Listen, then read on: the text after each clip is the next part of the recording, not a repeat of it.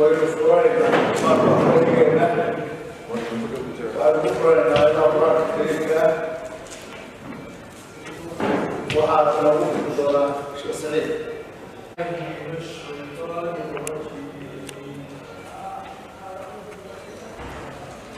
بسم الله الرحمن الرحيم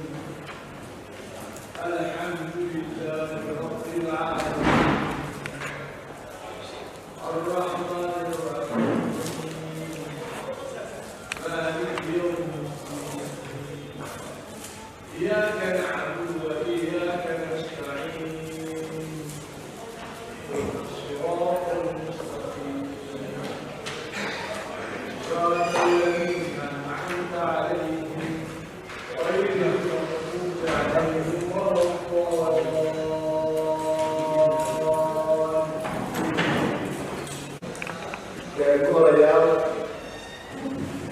وحاول القرآن فنجينا هذه على الموضوع سيفر يوجد اللي يمكن أن خاص إليه وعرفنا كمية ومنه وراء الوساطي الرجال نمط يسود بالجريد ولا فرنا البلد كيل الدولار الوساطي وراء كلا يبقى ببيه صار روحي هو عام من أوشع الجزيرة وحامه وحمر الله كيرا فدير الله يبيو شو يتابع سوى مهمة هذا القوم يكفر الحرام وعطرية ما نمتي ورانا سلام يكفر الحرام وكفر مي كسومات يكون الثلاث الجاري مثل هذا سلام طيب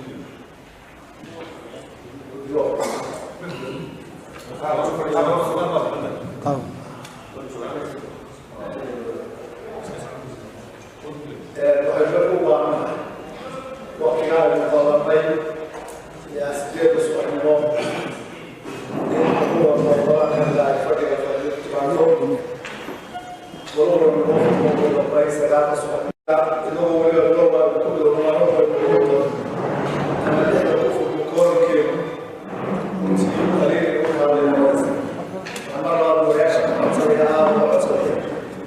إلى الوقت إلى الوقت والوقت إلى الوقت وكل إن شاء الله تعالى ما أنت فريق نوع البلاد وتعطيها إلى الناس الله أجندها كالفريق يديرها على الضبط وعام كل يجد الأقوياء وراء وكلاء وأوقع يجد وراء اللي وانتظر أجندها أديرها أخيرا إن شاء الله.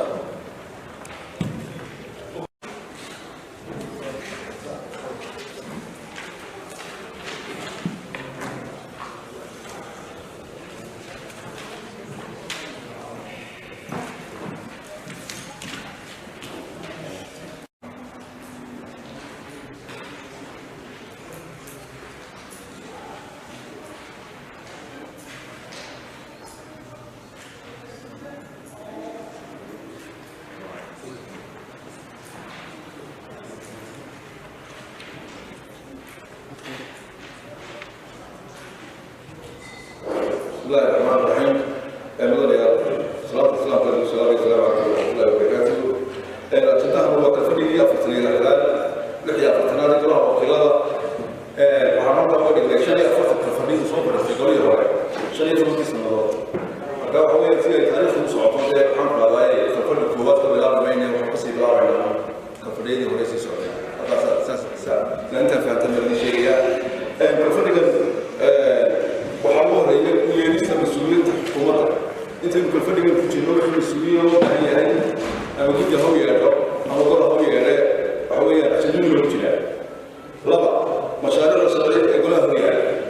قولها وحورية مشاريع المقع حقها حراسات قولها ونصار لي كنت قاعدة وإن شاء الله بريته أن كدوا يقولها بالله. وحاصلات حد لبعض كان يحب شغالها دولة حركة سوقها الواسعين قلت قصة مرضي وحنا القانون يقدر وياها توصلوا قليل إن شاء الله. حركة سامية الشباب هي صوت سالسة قلت قصة مرضي قالوا يلوه ريالا سنة توصلوا قليل إن شاء الله. حركة إلى حقوق العروض koowaad buu marayaa guddida shuruucdana dhisi doono insha allah bilowgiisa haddii la idhaahdo xeerka ka hortagga xakaminta ka ganacsiga tahriibka dadka akhriska koowaad buu marayaa walaweynihii hore isagoo akhriska koowaad maraya oo laga dooday ayuu golo u xidhmay insha allah isagana waxaan golaha ka doodi doonaa haddii la idhaahdo xeerka macaanta qalabka akhriska koowaad buu marayaa guddiga deegaanka ayuu insha allah loo dhibi doonaa waxaa ka beddelka xeerka maalinta maaliyadda dowladda xeerka nambar 75/2020 waxaa soo celiyey madaxweynaha soo celiyey wax ka beddel weeye waxay noo iman doonaa si goluhu fahmaan iyo sababta loo soo bedelay iyo waxa soo bedelay wasiirka maaliyadda ayaa halkan iman doona dabeedna isaga faahfaahin doona su-aalana laga weydiin doonaa xafiiska guddoomiyuhu yaala wax ka beddelka xeerka dakhliga cashuuraha beriga xeer nambar 72/2016 isagana waxba laga soo bedelay golaha wasiirada soo ansixiyey golaha dhulka yaala wasiirka maaliyadda iman doona su-aalana ka weydiin doona una faahfaahin doona sababta keentay wax ka beddelka xafiiska guddoomiyuhu yaala qabi qoraalka xeerka shirkadaha caymiska akhriska koowaad buu marayaa guddida dhaqaalaha samayn doona loo dhimi doonaa xeerka dakhliga shidaalka isaguna akhriska koowaad buu marayaa guddida dhaqaalaha insha allah oo la samayn doono waxaa kaloo iyana halkan lagu qoran ansixinta mas-uuliyiinta qaran intaynu kalfadhiga ku jirno wixii mas-uuliyiin qaran ee la soo magacaabo ayaa iyaga ajandaha nagu jira si aan ansixino iyadoo loo diri doono wasiiradaas guddiga line ministerka waa marka la keeno xeerarka guurtida ka soo noqda laba xeer baa guurtida ku maqan iminka waynu ka sugaynaa xeerkii kufsiga iyo xeerkii dariiqaanka guud labada xeer baa ku maqan iyaguna ajandaynu ku darsanaynaa markay noo soo noqdaan iyo wixii kale ee soo kordha ajandaha wuu inoo furan yahay saan maxaan ku rahday aan odeegayaa waxaas ajandaha kuma jirin saa loo odhan wixii kale soo kordha intaynu kalfadhigaa shaqaynayno ayuu ajanduhu inoogu jiraa aad baad mahadsantihiin guddoomiye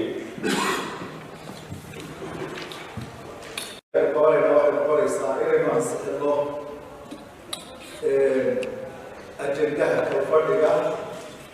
oo ah intaa hadda aynu hayno wadabada hortiida yaalla ee ka kooban 15 qodob iyo oo mid ka mid uu yahay xeerarka guurtida ku maqan oo laba xeer ah oo haddii muddada kalfadhigu xeerarka qaarkood afar kalfadhi bay ku maqnaayeen golaha guurtida haddii marka ay ka soo dhammaadaan inta aynu kalfadhiga ku jirro wuxuu ka mid noqon doonaa ajandaha oo marwalba sababta aynu kusoo darayna waxa weeye maadaama uu markaynu intuu golaha ka baxay uu golaha guurtida tegey soo noqoshadiisa haddii kalfadhiga ku jiro uu yimaado waxay noqon doontaa in markaas golaha dib loogu soo celiyo haddii ay aqbalayaan oo ku gudbinayaan sida iyo beddelka kusoo sameeyaan guurtidu iyo haddii ay dib uga doodayaan labadaba 15 qodob baa ajandaha inoogu jirta waxay marka ansixin doonaa haddii la hayno ajandaha kalfadhigeenan ayay maanta ansixin doonaa haddii la hayno kadibna waxaynu u gudbi doonaa wixii ka dambeeya maanta xeer hoosaadkii oo kalajeeda isagoo aynu naga dhamaado maalinta salaasada iyo maalinta arbacada haddii la ilaalin ka noqdo kadibna waxaynu u gudbi doonaa hawlihii kale loo yaalay ahay si aynu la ugu gelino guddiyadii golaha aynu magacawno oo si degdeg ay u magacawno guddiyadii golaha howlo aada u badan ay sugayaan oo ama noqoto xeerarkan aynu ajandaha hadda ku ansixinayna ha noqoto ama kuwa inoo soo yaala kuwa soo noqon doona ha noqoto iyo hay-ado kale oo badan oo aynu wada shaqaynayna oo ay howlahooda qaarkood u xaniban yihiin inaynu guddiyadii aynu dhisno oo ay cid ay la xidhiiraan ay helaan kuwaas la xidhiiraan ay helaan marka waxaynu insha allahu tacaala ansixinaynaa xeerka calayka ajandaha golaha iyo kalfadhiga haddaynu isla qaadano sida uu horay uu soo jeediyey inaynu kalfadhiga xiriir ka dhigno si ay u noqoto xilligii lasoo doortay 2005 waxaanu ay nala tahay maadaama weli ugu horreeyay lasoo doortay waa kii 2005 golahan uu yahay waligii labaad toos loo soo doorto inaynu si toosa ajandaha iyo maxaanaday kalfadhiyada aynu sidaa xiriirka u wadno wayna iman kartaa soo jeedin labada ah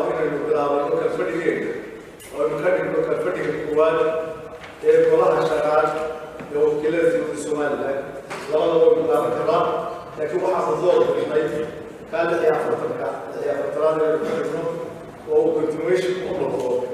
golihii ka horreeyey haddii markaa aanay jirin aragti taaga duwan oo ah magaca ajendaha kalfadhiga ay saxday inta aysan jirin waxaynu gudagelaynaa ansixinta oo ahaa ajendaha aynu gudagelaynaa insha allah taala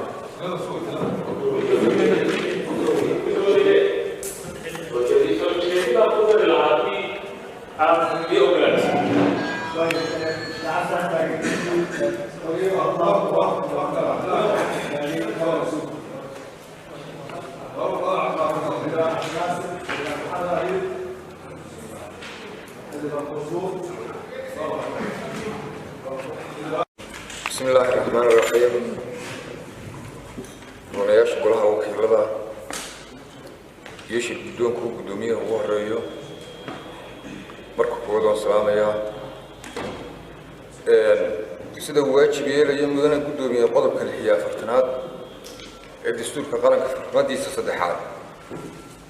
أقل كواجبات كيس كوال وين حيروسات كيس كوان صحيحة ما قبوا إنه وين حيروسات كيني يسينو الشقين لهاي أيننا سحن إن دستور كبال مرنو وين ما أجندان سحنو انت هسه أنا مو هذا الكي وسوكو بياه وما سنتي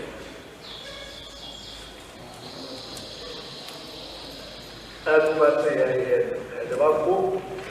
وحنوير يا عبد الناصر وحنوير يا مصطفى اليوم هذا كفريرة مستحيل تعوضه وإذا كنت تسوي الله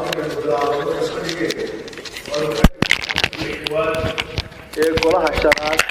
ee wakiilada Jamhuuriyadda Soomaaliland labadaba waynu qaadan karaa laakiin waxaanu door bidnay ka 46 inaynu ka dhigno oo uu continuation u noqdo golihii ka horreeyay haddii marka aanay jirin aragti taa ka duwan oo ah magaca ajendaha kalfadhiga aynu bixinay haddii aysan jirin waxaynu gudagelaynaa ansixinta muxuu ahaa ajendaha aynu gudagelaynaa insha Allah taala hadii lahayd tirada suuqa tirada soo jeedin baan ku dari lahaa haddii aad ii ogolaatid قر عبد الله صور لو ورقه عاد قادو صبر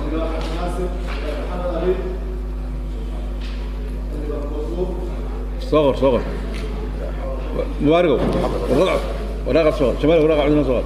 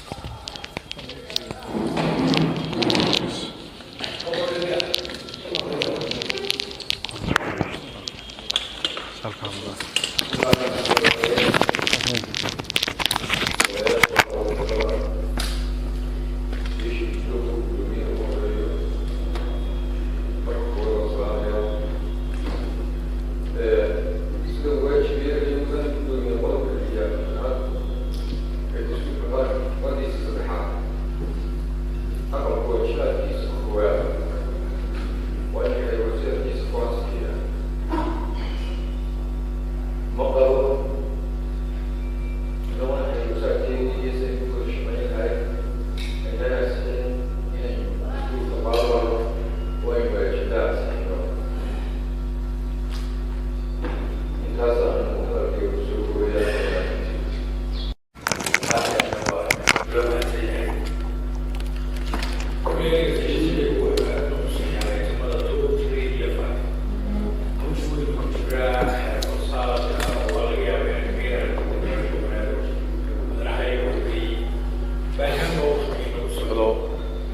maadaama oo aynu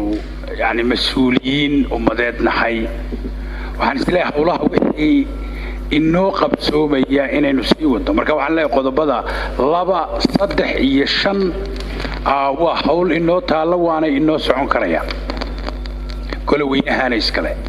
inta uu inoo socdo oo guddiga hawsha ku jirta ay inoo soo dhamaystirayso hawsha loo idmaday assalaamu calaykum waraxmatullahi iyo dhammaan xildhibaanada aad iyo aad baan idin salaamaya gudoomiye anigu waxaan runtii soo jeedin lahaa maadaama ajandada la siiyey in runtii aanu nahay golo cusub waxaan jeclaan lahayn inaan ogaano in ajandahan uu ajanda hore u dhisnaa uu yahay ama inay xeerarkan maanta la soo jeediyey xeerar aad u muhiim ah oo waqtigoodii la ansixin lahaa oo mar hore ahaa haddii kale waxaan soo jeedin lahaa inay goluhu ay iyagu runtii ajandahooda yeeshaan ay ajando cusub samaysaan maadaama aanu nahay golo cusub waxaan soo jeedin lahaa inay arrintaa runtii dood laga galo wixii ajandaha u noqon lahaa golaha aan inagu dhammaan xildhibaan ahaan aanu discuss garayno sidii wixii ay noqdaan ajandaan inagu leenahay aan la soo jeedin aad iyo aad baad mahadsantihiin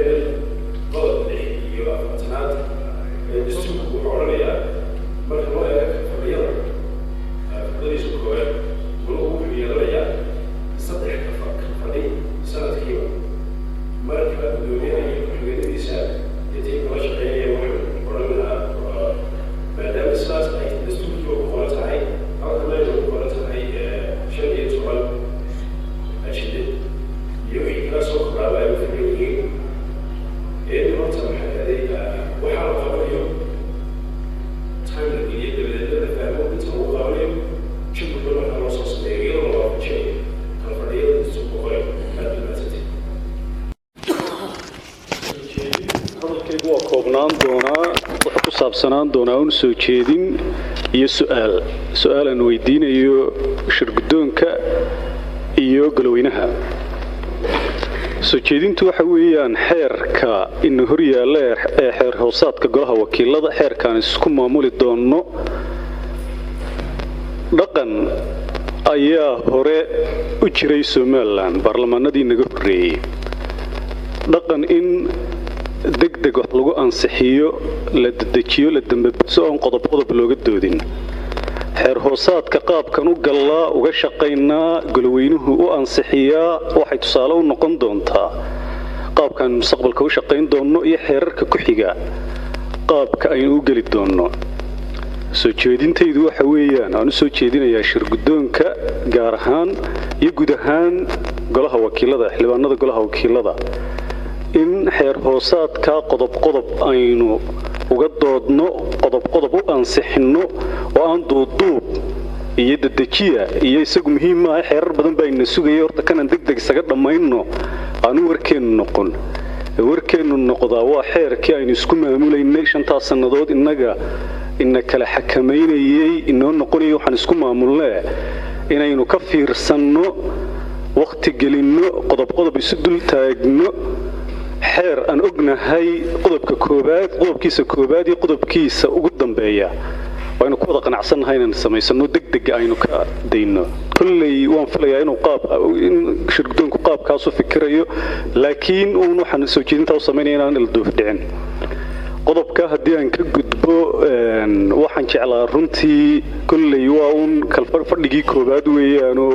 qaabka xeerarku u shaqeeyaan waa baran doonaayo farsamada iyo technicalitiska wax badan baan ka ogaan doonaa wax badan ka akhriyi doonaa wax badanna khibrad iyo experience-ka aan ka helno ku baran doonaa su-aasha aan jeclaa in aan shirkadoonka weydiiyo iyo mudanayaasha kale golaha wakiilada waxa weeyaan xeerarkan guurtida inaga soo noqday waxaan filayaa guurtida xeerar golihii wakiilada inaga horreeyey iyaga u gudbiyeen ayaa ay dib u soo celiyeen oo ay wax ka bedel ku sameeyeen ama qodobo ka mid ah qodobadii hore halkaa loo diray ay wax ka bedel ku sameeyeen marka uu xeerkan inagu soo noqdo kullay xeer hoosaadka aan samaysana wax badan ka qeexi doona xeerarkan ugu soo noqdo qaabkan u maareynayno waxa su'aasheedu waxay ahayd uun ma dib u bilaabaynaa mise qodobada la soo celiyay uun ban eegaynaa dib u celinaynaa kolka runtii arrin yara technical oo xeerarkan ugu soo noqday qaabkan u galayno oo aan kala cadeyn ban jeclaan lahaa haddii fikir shirkadoonka iyo xildhibaanada kale ay ku dari karaan waa ka baxay oo mahadsantihiin assalaamu calaykum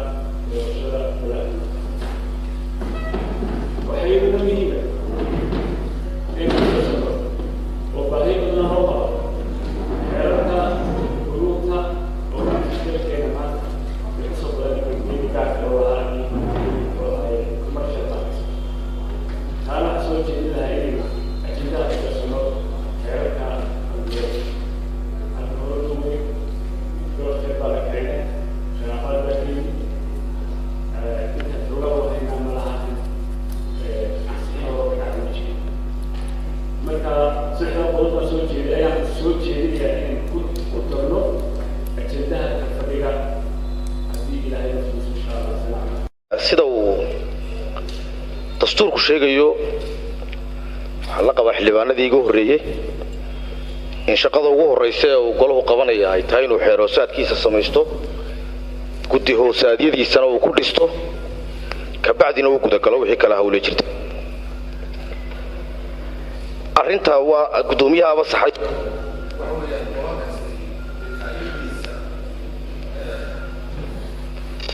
golo kasti taariikhdiisa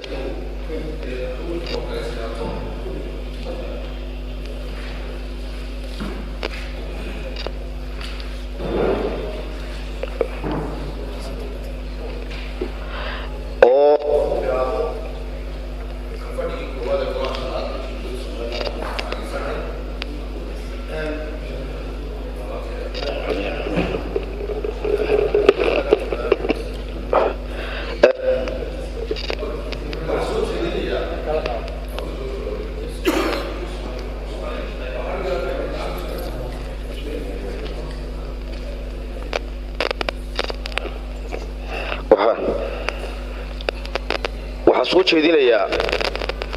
kadib markaynu inta qabanno in ajandaha lagu daro arrin ay golayaashii hore ay ka gaabiyeen oo habraaca xeerarka golaha ka soo baxaya waxaa jira xeerar badan oo qaabka ay u qaabaysay inay kala duwan yihiin sharciyan sida uu sharcigu qabana waa in cutub baa la qaadanayaa ma chapter baa la qaadanaya ma section baa midba dhinac bay xeerarka u isticmaaleen habraaca lagu daro maad aragtay intaan xeerarka waaweyn qaranka loo gudbin sidoo kale waxaan soo jeedinaya ajandaha lagu daro habraaca wada shaqaynta golaha guurtida iyo golayaasha xukuumadda procedure-kaasi ilaa maanta oo aynu 3 sanadood jirno ma jiro in ajandaha koowaad lagu daro kaan uu soo jeedinaya waxa ugu muhiimsan oo rabaa intaan xeerarka la gudagelin xaaladda guud ee dalka iyo geeska bayn goluhu qiimeeyo golahana waa golo siyaasadeed waa golaha koobsanaya wixii saameyn dhaqaale dalka ku leh wixii saameyn siyaasad ku leh in uu xeer ka soo saaro ama siyaasad ka soo jeediyo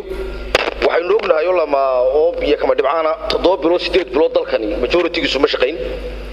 iyadoo gobolku uu ololayo wasaaradda arrimaha dibadda ma jirto dalka duruufo badan oo kamid ah way jiraan sidaa darteed waxaan adkaynayaa oo soo jeedinayaa ku raacsanay mudanayaashii ugu horeeyay in qiimeynta xaaladda guud ee golaha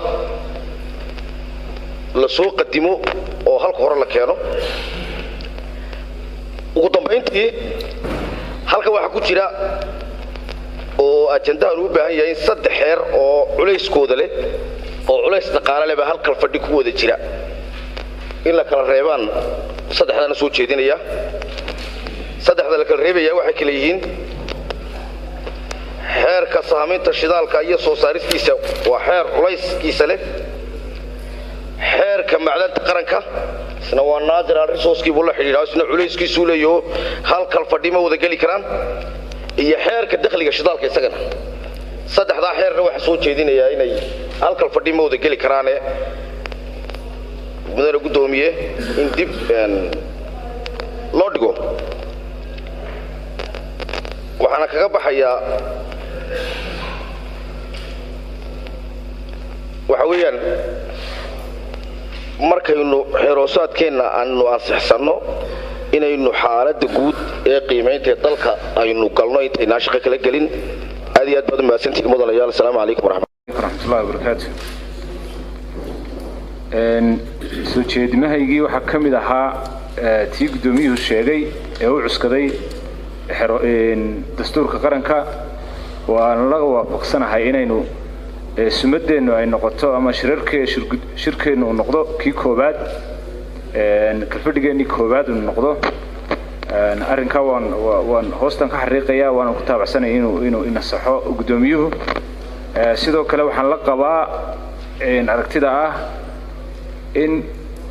fadhigeennanu uu kow ka noqdo xeroosaadkeennu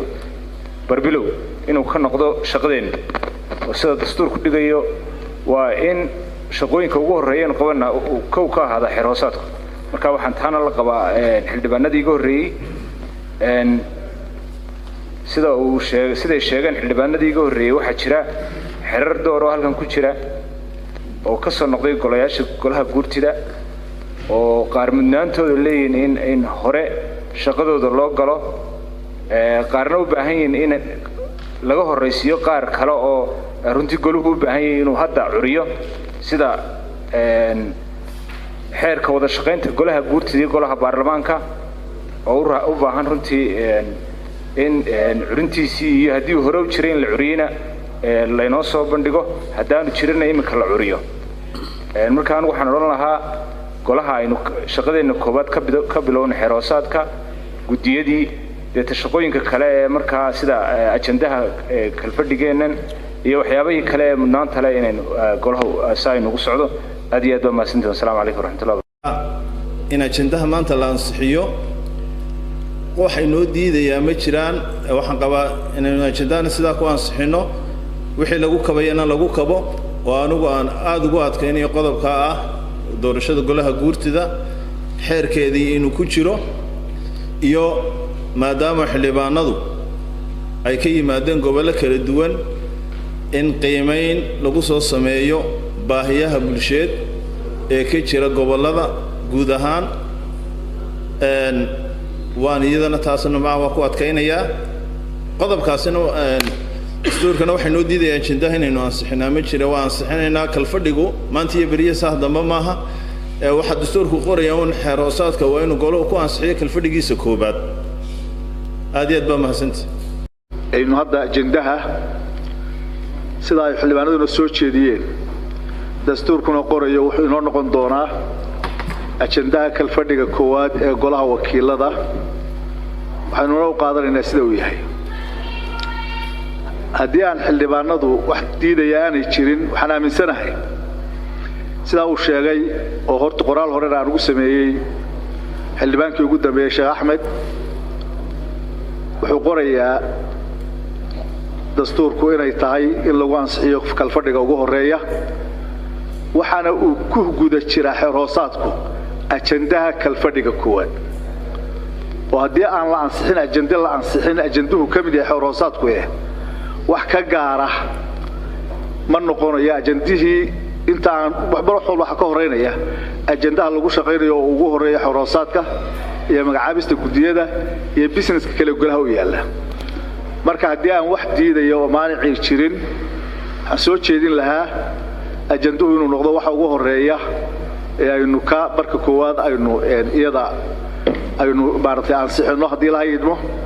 qodobka halkaas aan kaga gudbayaa wixii u baahan tala sharci waxaynu leenahay la taliyayaal sharci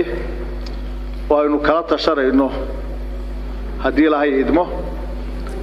waxaana runtii mar walba muhiim ah oo la rabaa inaynu aada u xusuusnaano waxyaabaha ugu horeeya ee kalfadhiyada lagu ansixiyo waxaa ka mid ah waad ogtiinoo golihii hore shaqada uu qabtay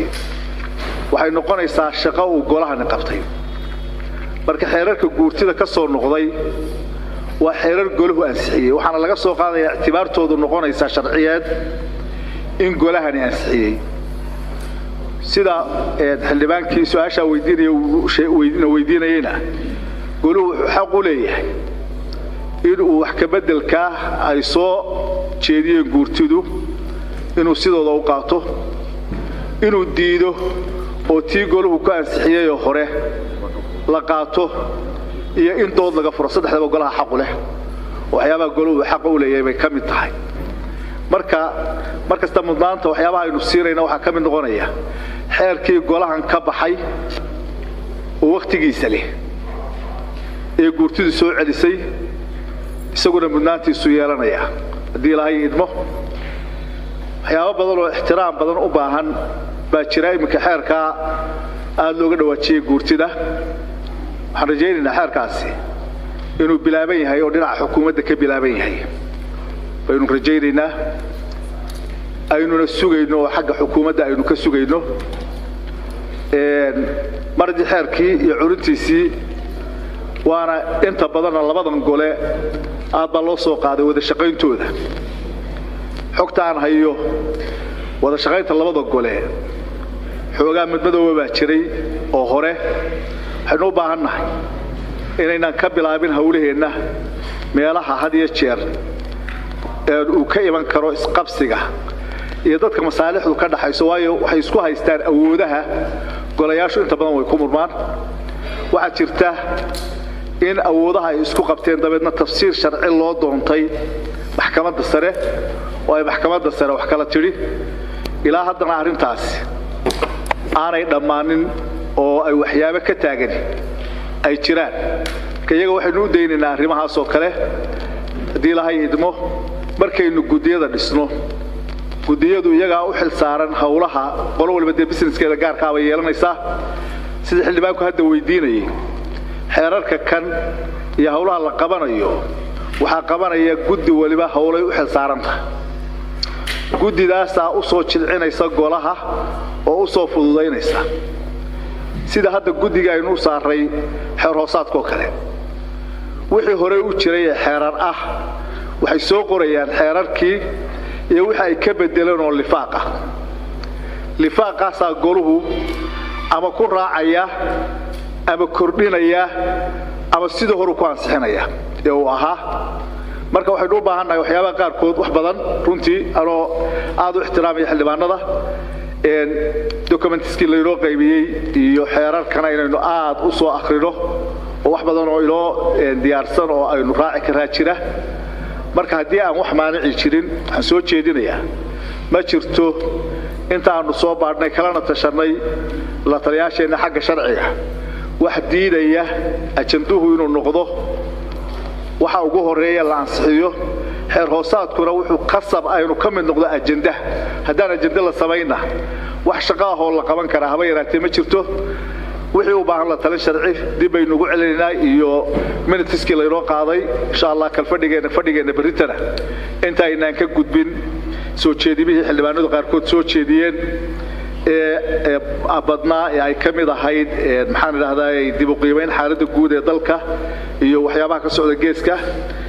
ay ka mid ahayd iyo kan xeerkan guurtida oo xogna aynu ka hayno laakiin aynu xog ballaaran oo faahfaahsan ka raadin doono haddii lahay idmo ay ka mid ahayd wada shaqaynta golayaasha dawladda ama ha noqoto guurtida ama fulinta iyo innaga hadday noqon lahayd waxyaabaha noocaas oo ah waynu iyagu ka doodi doonaa waxyaaba kale ee laga hadlaya ahayd xeerarka qaarkood oo loo arkayay inay culays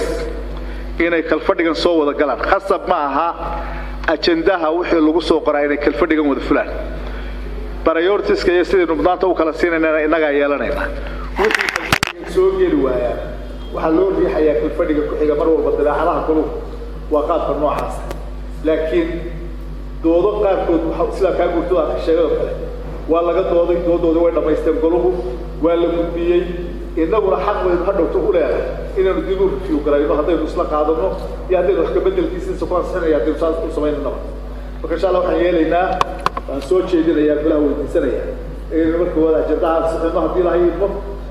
kadibna aynu u gudubno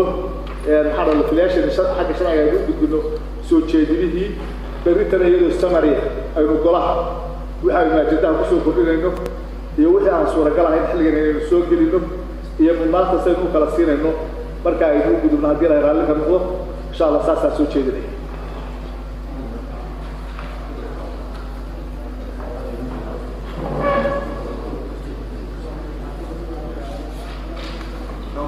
waxaan codsanayaa inaynu ansixin ajandaha golaha hor yaalla haddii la raalli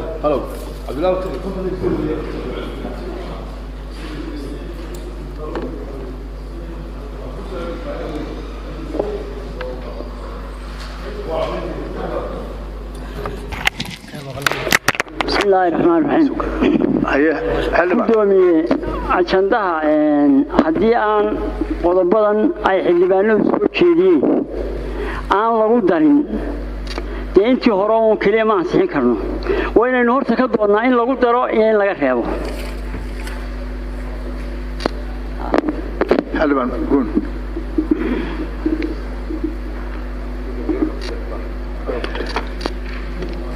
بسم الله الرحمن الرحيم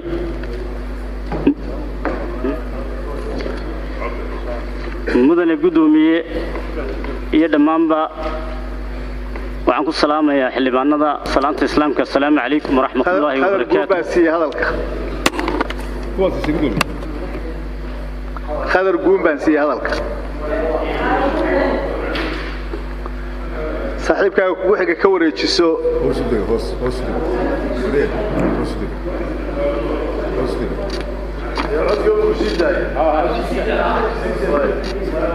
xildhibaan markay istaag si aad u gaarsiiso xildhibaanada codka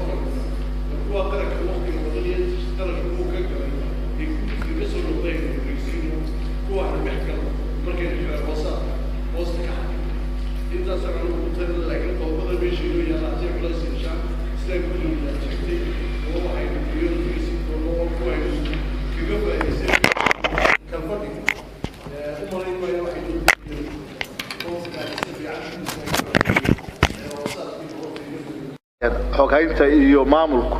inuu qof walba isqoro go'aashada dambe inaynu iska dayno golaha iyo nidaamkiisa labadaba dhaawac bay ku noqonaysaa marka laga reebo sidaa iminka soo jeedinta sharciga ah haddii aynu golaha wax ku darayno ajenda wax ku darayno ama ka reebayno